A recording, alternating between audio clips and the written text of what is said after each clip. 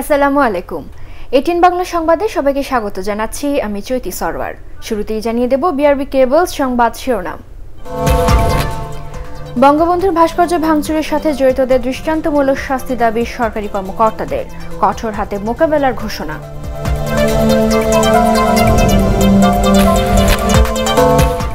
পদ্মা সেতুকে দেশের অর্থনৈতিক করিডোর করতে আগাম বিনিয়োগ আকর্ষণের তাগিদ বিশ্লেষকদের।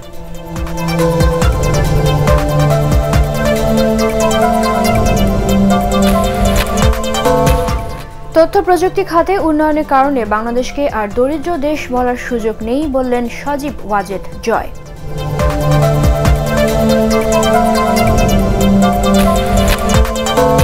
এবং ৭,০০০ ছাড়ালো দেশে করোনার মৃতের সংখ্যা, একদিনে ৩৪ জনের মৃত্যু, শনাক্ত ১৩০০রও বেশি।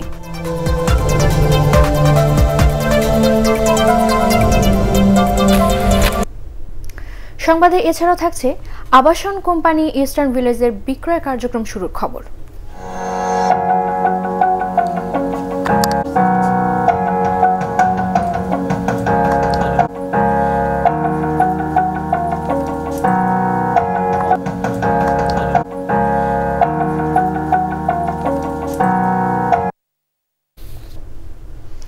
এবারে বিস্তারিত সংবাদ। বঙ্গবন্ধুর ভাস্কর্য ভাঙচুরের সাথে জড়িতদের কঠোর শাস্তির দাবি জানিয়েছেন প্রজাতন্ত্রের শীর্ষ কর্মকর্তারা। রাজধানীর বঙ্গবন্ধু আন্তর্জাতিক সম্মেলন কেন্দ্রে সরকারি কর্মকর্তাদের প্রতিবাদ সভায় প্রধানমন্ত্রী, মুখ্য সচিব ও পুলিশের আইজি সহ পদস্থ আমলারা বলেন, বঙ্গবন্ধু, রাষ্ট্র এবং সংবিধানের বিরুদ্ধে যে কোনো হামলা কঠোর হাতে মোকাবেলা করা হবে। রাসনা দাসের রিপোর্ট।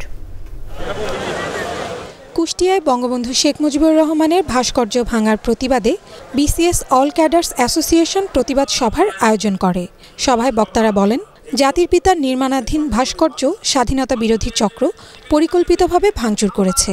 এই ঘটনায় দেশের স্বাধীনতা, সার্বভৌমত্ব ও জাতীয়তাবাদের উপর আঘাত বলেও মনে করেন তারা। স্বাধীনতা, সার্বভৌমত্ব এবং আমাদের বঙ্গবন্ধু, এগুলো নিয়ে আমাদের মুক্তিযুদ্ধ, এগুলো নিয়ে কোনো বিতর্ক, এগুলো নিয়ে কোনো আলোচনার সুযোগ নেই। প্রজাতন্ত্রের প্রত্যেক কর্মকর্তাকেই অন্ততপক্ষে স্বাধীনতার প্রশ্নে, বাংলাদেশ সংবিধান প্রশ্নে একটি দৃঢ় অবস্থান থাকতে হবে। এই দেশ বাংলাদেশ, বঙ্গবন্ধুর বাংলাদেশ। বঙ্গবন্ধু ব্যতীত আমরা অন্য কোনো শক্তিকে আমরা কল্পনাও করতে পারি না। দেশের চলমান উন্নয়নকে বাধাগ্রস্ত করতেই স্বার্থান্বেষী মহল ধর্মের অপব্যবহার করছে বলে মন্তব্য করেন প্রধানমন্ত্রীর মুখ্য সচিব ডক্টর আহমেদ কায়কাউস। আমরা সুবর্ণ জয়ন্তী পালনের দিকে যাচ্ছি, সেই সময় এই অশুভ প্রয়াস, সেটাতে আমরা সবাই যদি ঐক্যবদ্ধ না হই, তাহলে কিন্তু আমি মনে করি শুধুমাত্র কর্মকর্তা নয়, সচেতন মানুষ হিসেবেও কিন্তু আমরা পিছনে থাকব।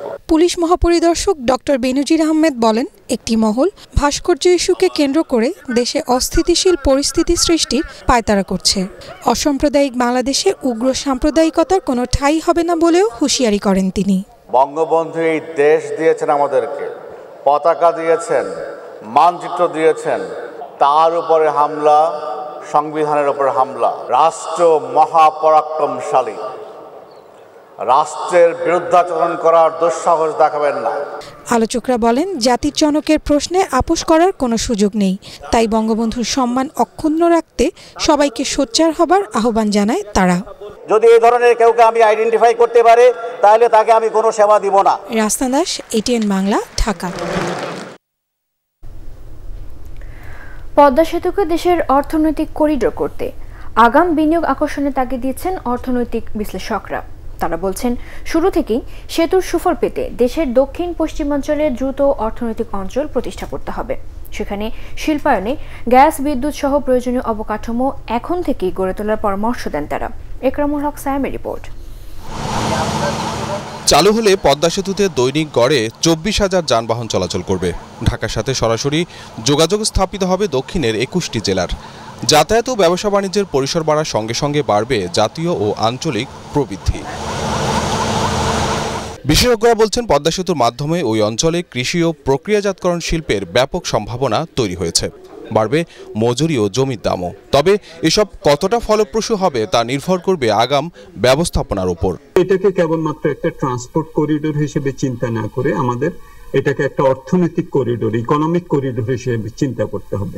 এই সেতুকে ঘিরে ব্যক্তি খাতের বিনিয়োগ আকর্ষণ করা, বিপণন ব্যবস্থা ইত্যাদিকে আরো সম্প্রসারিত করা, এই অঞ্চলের মানুষজনের দক্ষতা বৃদ্ধি করে যেসব কর্মসংস্থানের সুযোগ সৃষ্টি হবে সেটাকে তাদের অংশগ্রহণ সেখানে আরো সুবিধা করা। দক্ষিণাঞ্চলে শিল্পায়নকে উৎসাহিত করতে হলে অবশ্যই সেখানে যোগাযোগের মাধ্যম ছাড়াও প্রয়োজন হবে গ্যাস এবং বিদ্যুতের সরবরাহ নিশ্চিত করা, স্কিল লোকজন, ম্যানেজার্স, প্রফেশনালস সেখানে থেকে যাতে অবস্থান করতে পারেন, তাদের সন্তান সন্ততিদের ভালো প্রতিষ্ঠানে পড়াতে পারেন, সেরকম ধরনের সামাজিক অবকাঠামোতেও বিনিয়োগের প্রয়োজন। পদ্মা সেতুর মাধ্যমে পায়রা ও মংলা বন্দর ব্যবহারের পরিসরও বেড়ে যাবে, ফলে কেবল অভ্যন্তরীণই নয় উপ আঞ্চলিক অর্থনৈতিক কেন্দ্র হিসেবেও এই সেতুকে কাজে লাগানোর কথা বলছেন অর্থনীতিবিদরা।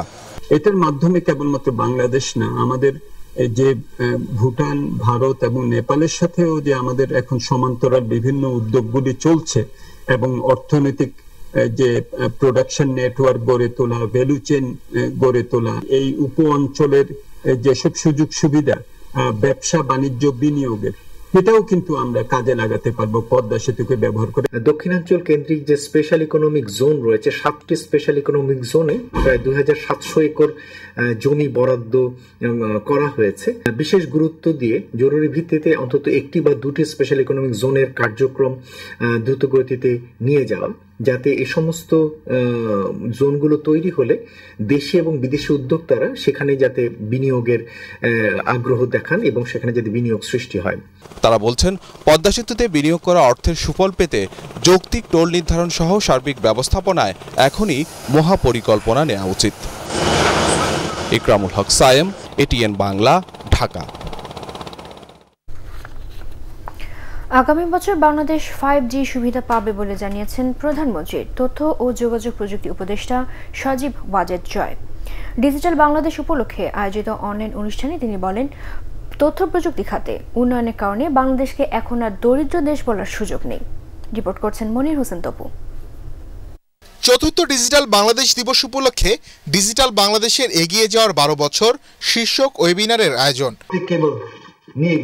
এতে প্রধান অতিথি ছিলেন প্রধানমন্ত্রী তথ্য ও প্রযুক্তি উপদেষ্টা সজীব ওয়াজেদ জয়। তিনি বলেন, কঠোর পরিশ্রম ও প্রযুক্তিগত উন্নয়নের কারণেই বাংলাদেশের জিডিপি বেড়েছে 7%। যে আমাদের অর্থনীতি এই মহামারীর মধ্যেও প্রায় 7% বেড়েছে। সেখানে যদি তুলনা করেন ইউরোপ, কিন্তু বাড়া তো দূরের কথা, ইউরোপ, যুক্তরাজ্য, যুক্তরাষ্ট্র, এদের অর্থনীতি কিন্তু 10% কমে গেছে। তথ্য প্রযুক্তি খাতে বাংলাদেশের উন্নতি লাভ করায় মহামারী সহ যে কোনো চ্যালেঞ্জ মোকাবেলায় সক্ষমতা এই দেশে রয়েছে বলে জানান সজীব ওয়াজেদ জয়। তিনি বলেন, চতুর্থ শিল্প বিপ্লবে এই খাতে নেতৃত্ব দেবে বাংলাদেশ। ভবিষ্যৎ আইসিটি টেকনোলজি বাংলাদেশে আমরা কিছু আবিষ্কার করব, সেই দিকে নজর দিয়ে আমরা আমাদের ক্যাবিনেট থেকে অনেকগুলো নতুন পলিসি পাশ করেছি। আমরা এখন গুরুত্ব দিতে চাই রোবোটিক্সের উপর, আর্টিফিশিয়াল ইন্টেলিজেন্সের উপর, মাইক্রো প্রসেসর ডিজাইনের উপর, কারণ আমার বিশ্বাস এই ভবিষ্যৎ টেকনোলজিতে আমরা অন্যান্য অনেক দেশের থেকে এগিয়ে যেতে পারি। এখানে নতুন টেকনোলজি, আর্টিফিশিয়াল ইন্টেলিজেন্স বলেন, রোবোটিক্স বলেন, এখানে আমরা নতুন কিছু আবিষ্কার করব। সজীব ওয়াজেদ জয় আরো বলেন, আইসিটি খাতের কাঙ্ক্ষিত উন্নয়নে গবেষণার দিকে গুরুত্ব দেওয়া হচ্ছে। মনির হোসেন তপু, এটিএন বাংলা, ঢাকা। বিএনপি জন্মলগ্ন থেকে ক্ষমতার মোহে মানবতা বিরোধী অপরাধ করে আসছে বলে মন্তব্য করেছেন আওয়ামী লীগ সাধারণ সম্পাদক ওবায়দুল কাদের। তার মতে, দলটির মানবতা বিরোধী ট্রাইব্যুনালে বিচার হওয়া উচিত। বগুড়ার আদমদীঘি উপজেলা আওয়ামী লীগের সম্মেলনে তিনি এসব কথা বলেন।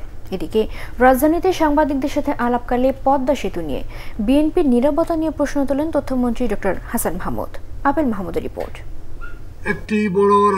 রাজনীতিতে বিএনপিকে মাস্তান চক্রের জনক হিসেবে অভিহিত করে আওয়ামী লীগ সাধারণ সম্পাদক ওবায়দুল কাদের বলেছেন, দলটির রাজনীতির সাথে দেশের মানুষের কোনো সম্পর্ক নেই। রাজধানীর সরকারি বাসভবন থেকে বগুড়ার আদমদীঘি উপজেলার আওয়ামী লীগ সম্মেলনে ভার্চুয়ালি যুক্ত হয়ে তিনি বলেন, গণতন্ত্রের কথা বললেও জন্ম থেকে অগণতান্ত্রিক চর্চা বিএনপির ঐতিহ্য। জন্মলগ্ন থেকে ক্ষমতার বহে ধারাবাহিকভাবে মানবতা বিরোধী অপরাধ তারা করে আসছে। জনগণ মনে করে মানবতা বিরোধী ট্রাইব্যুনালে তাদেরও বিচার হওয়া উচিত। আর তথ্যমন্ত্রী ডক্টর হাসান মাহমুদ বলেছেন, বিশ্ব ব্যাংক পদ্মা সেতু প্রকল্পে অর্থায়ন থেকে সরে আসার সময় থেকেই বিএনপি এ নিয়ে নেতিবাচক বক্তব্য অব্যাহত রেখেছে। পদ্মা সেতুর কাজ প্রায় সম্পন্ন হয়ে গেল, তখন এদের মুখে কোনো বক্তব্য নেই।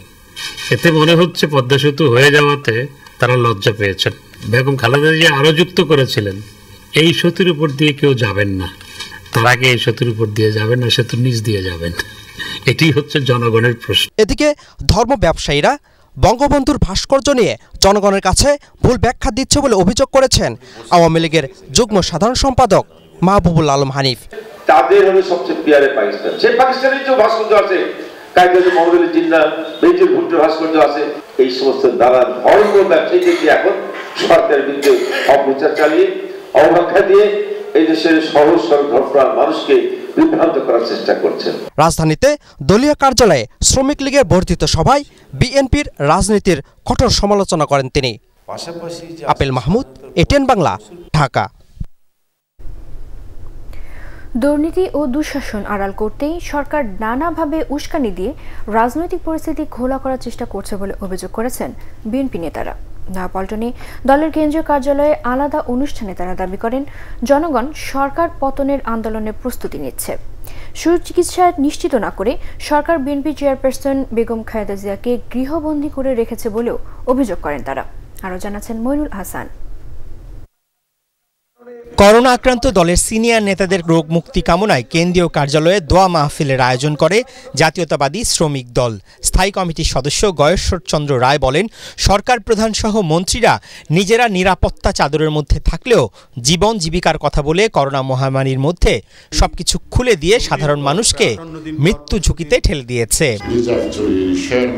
টাকা নাই, কত কিছু 22,000 টাকার বালিশ, এই টাকাগুলি লুটপাট না করে আজকে কর্মহীন মানুষকে যদি রাষ্ট্র তার খাদ্য নিরাপত্তা দিতে পারত, তাহলে নিশ্চয়ই মানুষ কিন্তু এই ছোটাছুটি করত না। এদিকে নয়াপল্টনে সংবাদ সম্মেলনে বিএনপির সিনিয়র যুগ্ম মহাসচিব রুহুল কবির রিজভী বলেন, নানা বিধিনিষেধ আরোপ করে খালেদা জিয়াকে চিকিৎসা সুবিধা থেকে বঞ্চিত করা হচ্ছে। সাজা স্থগিত হলে তো তার উপর কোনো বিধিনিষেধ থাকার কথা না। পার্থক্যটা হচ্ছে শুধু হাসপাতালে প্রিজন সেল থেকে তাকে তার বাসায় নিয়ে আসা হয়েছে, তাকে এখন গৃহবন্দী করে রাখা হয়েছে। গণতন্ত্রের মাকে প্রতিহিংসা পরায়ণতার অনলে হত্যা করতে চায় সরকার। আমরা অবিলম্বে তার গৃহ অন্তরীণ অবস্থার অবসান চাই। নিজেদের ব্যর্থতা আড়াল করতেই সরকার প্রতিনিয়ত জিয়া পরিবারের বিরুদ্ধে মিথ্যাচার করছে বলেও দাবি করেন রিজভী আহমেদ। মইনুল হাসান, এটিএন বাংলা, ঢাকা। 7,000 ছাড়ল দেশে করোনা ভাইরাসের মৃত্যুর সংখ্যা। একদিনে মৃত্যু হয়েছে 34 জনের, এর মধ্যে 24 জনই ঢাকা বিভাগের। এ নিয়ে দেশে মৃত্যুর সংখ্যা বেড়ে দাঁড়িয়েছে 7,020 জনে। 12,630টি নমুনা পরীক্ষা করে নতুন শনাক্ত হয়েছেন 1,329 জন। দেশে মোট করোনা শনাক্তের সংখ্যা 4,89,178। 24 ঘন্টায় শনাক্ত বিবেচনায় আক্রান্তের হার 10.52%। নতুন করে সুস্থ হয়েছেন 3,185 জন। মোট সুস্থ 4,17,503। স্বাস্থ্য অধিদপ্তরের সংবাদ বিজ্ঞপ্তিতে এসব তথ্য জানানো হয়।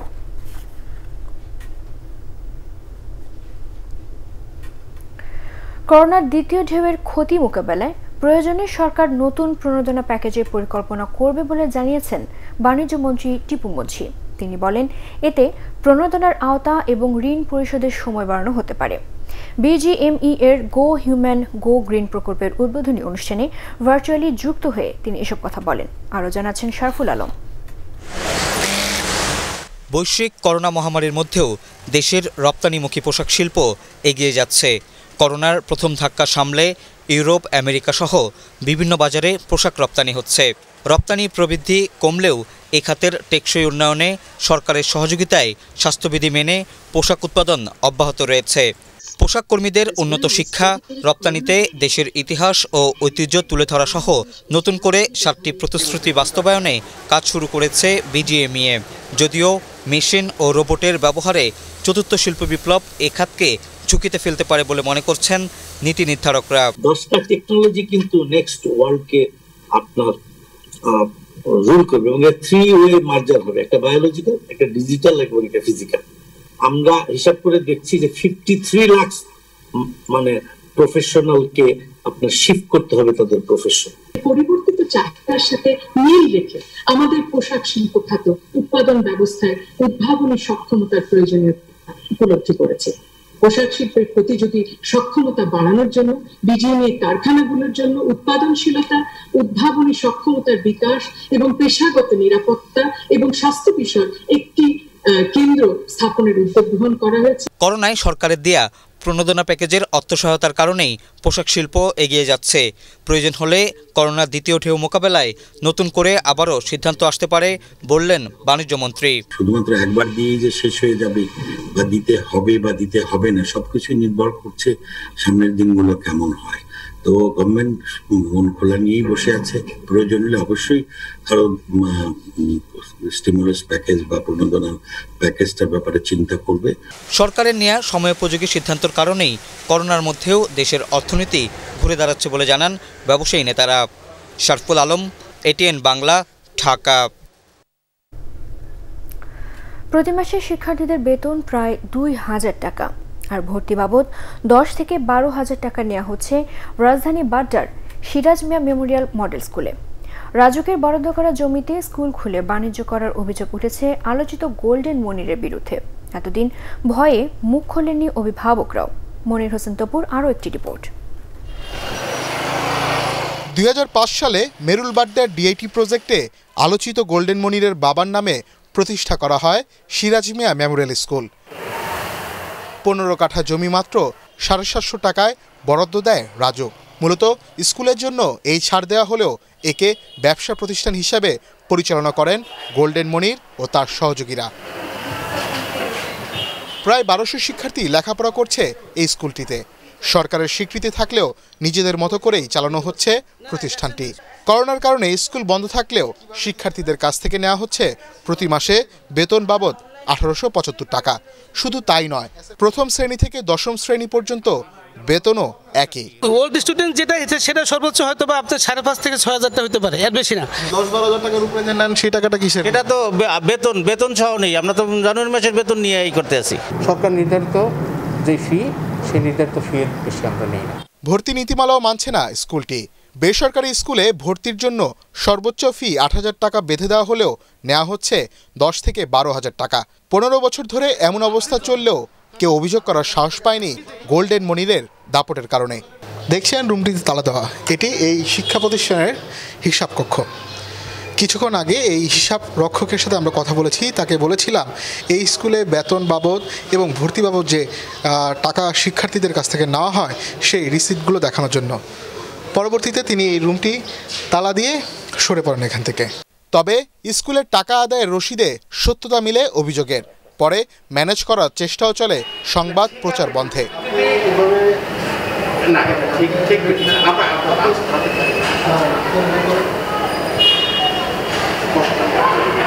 এদিকে বিষয়টি খতিয়ে দেখার আশ্বাস দিয়েছে মাধ্যমিক ও উচ্চশিক্ষা অধিদপ্তর। কোন আইন বলে কিভাবে তারা এই ভর্তি প্রক্রিয়া সম্পন্ন করছে, সেখানে তাদের ফি এর পরিমাণ কেমন, সেগুলো আমাদের তদন্ত রিপোর্টে যেটা উঠে আসবে সেই রিপোর্টের আলোকে বিধি মোতাবেক ব্যবস্থা আমরা গ্রহণ করতে পারব।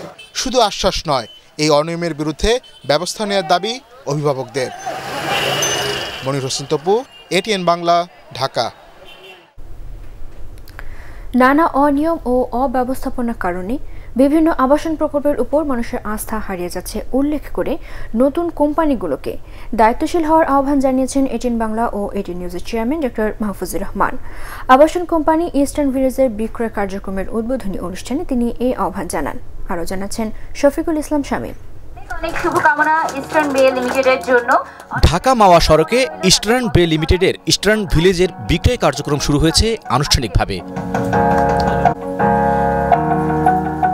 এটিএন বাংলার স্টুডিওতে কার্যক্রমের উদ্বোধন করেন প্রতিষ্ঠানটির চেয়ারম্যান ডক্টর মাহফুজুর রহমান।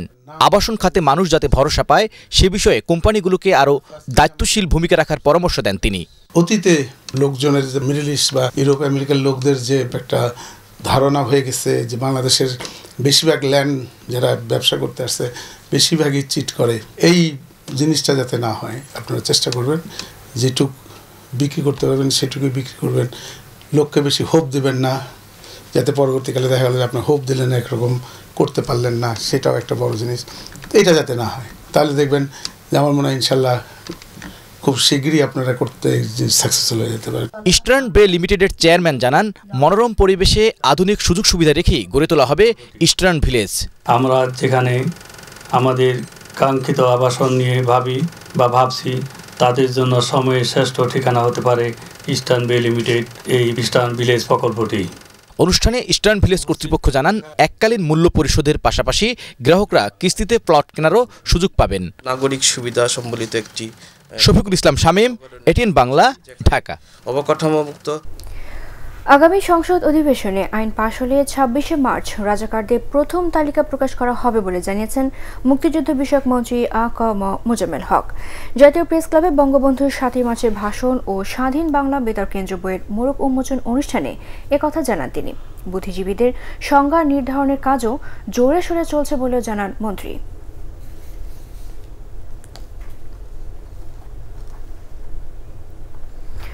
গাজীপুরে হাম রুবেলা টিকাদান ক্যাম্পেইনের উদ্বোধন করেছেন গাজীপুর সিটি কর্পোরেশনের মেয়র জাহাঙ্গীর আলম।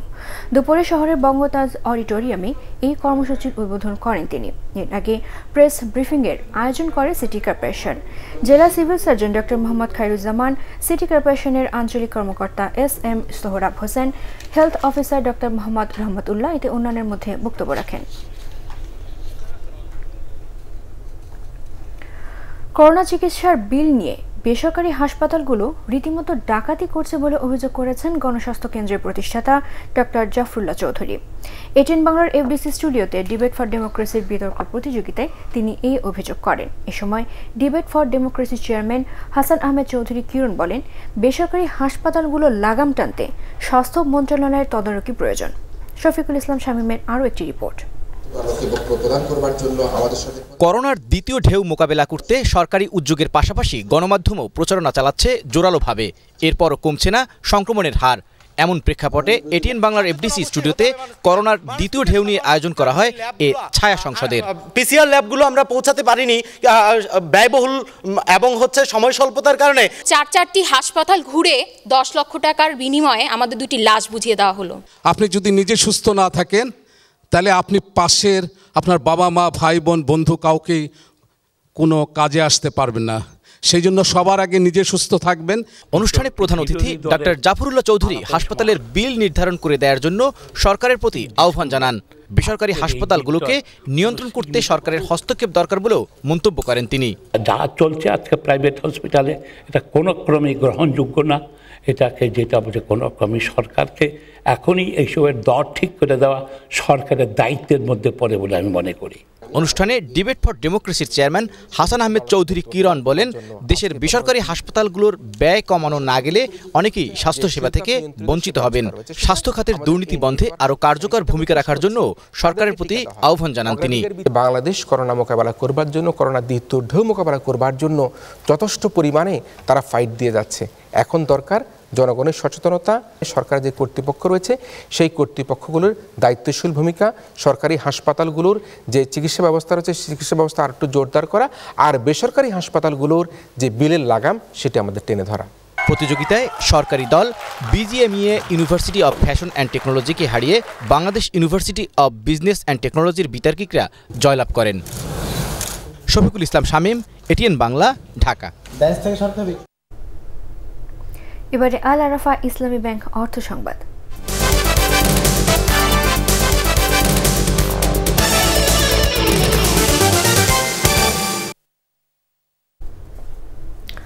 মুন্সিগঞ্জের টঙ্গিবাড়িতে যমুনা ব্যাংক লিমিটেডের বালিগাঁও শাখা স্থানান্তর করা হয়েছে।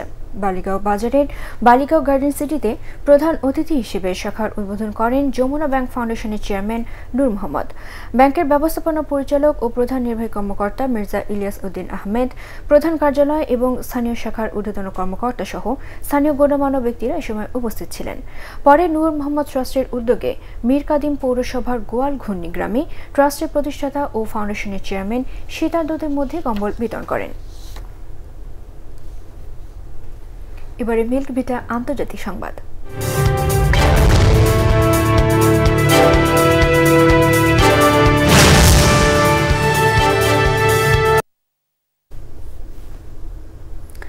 যুক্তরাষ্ট্রে কেবল জরুরি প্রয়োগে অনুমোদন পেয়েছে ফাইজার বায়োএনটেকের করোনা ভ্যাকসিন। 95% পর্যন্ত কার্যকর এই টিকাকে নিরাপদ বলে মনে করছে দেশটির খাদ্য ও ওষুধ কর্তৃপক্ষ FDA। টিকা পাওয়ার ক্ষেত্রে প্রাধান্য পাবেন বয়স্ক, স্বাস্থ্যকর্মী ও অন্যান্য জরুরি বিভাগের কর্মীরা। মহামারী শুরুর 9 মাসের মধ্যে করোনা টিকা কার্যক্রম শুরু করতে পেরে টুইটারে উচ্ছ্বাস প্রকাশ করেছেন মার্কিন প্রেসিডেন্ট ডোনাল্ড ট্রাম্প। এরই মধ্যে করোনা যুক্তরাষ্ট্রে মারা গেছে প্রায় 3 লাখ মানুষ। এদিকে টিকা অনুমোদনের জন্য FDA-কে প্রচুর চাপ দেওয়া হয়েছে বলে জানিয়েছে দেশটির সংবাদ মাধ্যম। এমনকি অনুমোদন না দিলে পদত্যাগ করতে বলা হয় সংস্থার প্রধান স্টিফেন হানকে, যদিও পরে এই খবরকে অসত্য বলে উল্লেখ করেছেন তিনি। এবার এই সন্ধানী লাইফ ইন্স্যুরেন্স কোম্পানি লিমিটেড বাণিজ্য সংবাদ।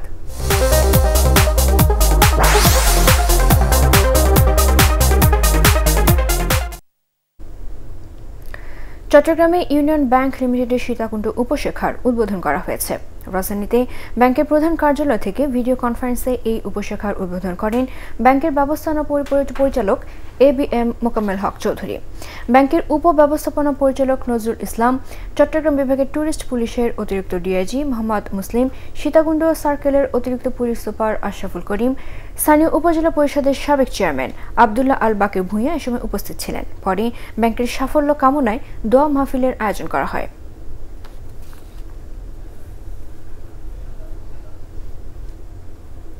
জানিয়ে দেব পার্টিস খেলার খবর।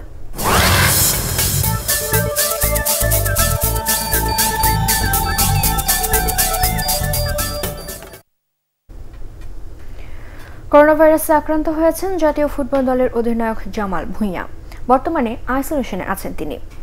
কাতারের বিপক্ষে ম্যাচের পর গত 5 ডিসেম্বর দলের সব সদস্য ফিরলেও ব্যক্তিগত কারণে দেশটিতে থেকে যান তিনি। তাই সেখানে কাতার ফুটবল অ্যাসোসিয়েশনের তত্ত্বাবধানে আছেন জামাল ভূঁইয়া। এতে ভারতে আই লিগে খেলাও অনিশ্চিত হয়ে পড়ল তার। আগামী মাসে শুরু হচ্ছে আই লিগ, সেখানে জামাল খেলবেন কলকাতা মোহামেডানের হয়ে। তবে 10 ডিসেম্বর নতুন দলের সাথে যোগ দেওয়ার কথা থাকলেও তা করতে পারেননি তিনি। বঙ্গবন্ধু বিজয় দিবস ভলিবল প্রতিযোগিতার পুরুষ বিভাগে বাংলাদেশ সেনাবাহিনী 3-0 সেটে বাংলাদেশ জেল দলকে এবং বিদ্যুৎ উন্নয়ন বোর্ড একই ব্যবধানে বাংলাদেশ বিমান বাহিনীকে পরাজিত করেছে। আর মহিলা বিভাগে বাংলাদেশ আনসার 3-0 সেটে হারায় জামালপুর জেলা কাবাডি একাডেমিকে।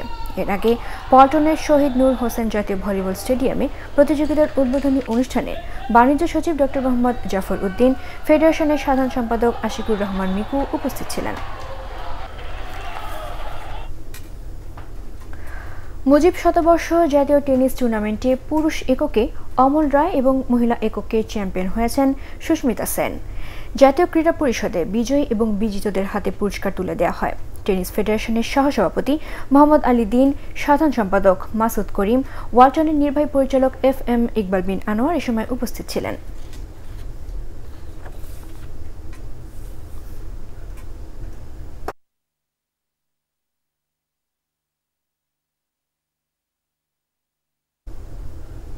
শেষ করার আগে বিআরবি কেবল সংবাদ শিরোনাম জানিয়ে দেব আরও একবার। বঙ্গবন্ধুর ভাস্কর্য ভাঙচুরের সাথে জড়িতদের দৃষ্টান্তমূলক শাস্তি দাবি সরকারি কর্মকর্তাদের, কঠোর হাতে মোকাবেলার ঘোষণা।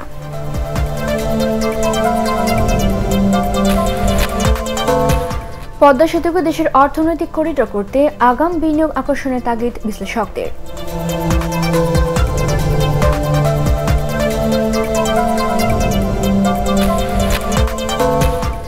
প্রযুক্তি খাতে উন্নয়নের কারণে বাংলাদেশকে আর দরিদ্র দেশ বলার সুযোগ নেই বললেন সজীব ওয়াজেদ জয়।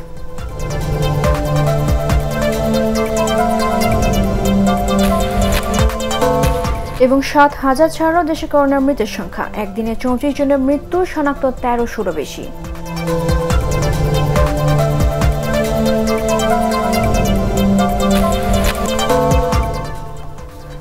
পরবর্তী সংবাদ দেখার আমন্ত্রণ জানিয়ে এখনকার মতো শেষ করছি। করোনা ভাইরাস থেকে নিজেকে সুরক্ষিত রাখতে মাস্ক পরুন এবং বারবার হাত পরিষ্কার করুন। এটিএন বাংলা সংবাদ ইউটিউবে দেখতে ব্রাউজ করুন youtube/এটিএন বাংলা নিউজ। ধন্যবাদ সবাইকে।